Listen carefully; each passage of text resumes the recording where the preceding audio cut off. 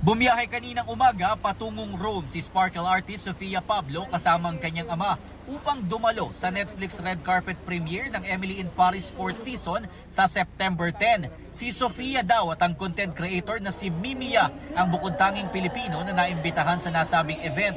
Ito na ang ikatlong beses niya na a-attend sa red carpet premiere ng Netflix. As always, I'm super honored, grateful sa Netflix family ko kasi yung ma-represent mo yung Philippines sa mga ganun ka-global na event. Ang laking parang mileage para sa akin as an artist.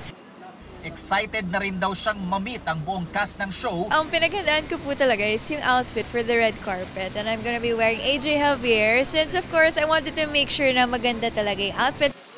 Pero syempre, may time pa rin naman daw sila ng kanyang ama na ma-explore ang Rome bago bumalik sa bansa sa September 12. Todo suporta naman sa kanya ang ka-love team na si Allen na inihatid pa siya sa airport. Actually, super proud ako sa kanya kasi unang-una talagang pangarap niya makapunta ng Rome.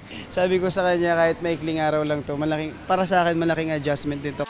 Syempre, bukod sa global event na ito, inaabangan na rin ng fans ni Sofia ang kanyang bagong series na Prinsesa ng City Jail. Right now, mostly city jail scenes na kinukunan po namin. So, mas exciting na kasi ang dami na namin nakunan na malalaking eksena. So, mas na-excite kami na mapanood na siya ng tao. Para sa GMA Integrated News, Jomer Apresto nakatutok 24 oras.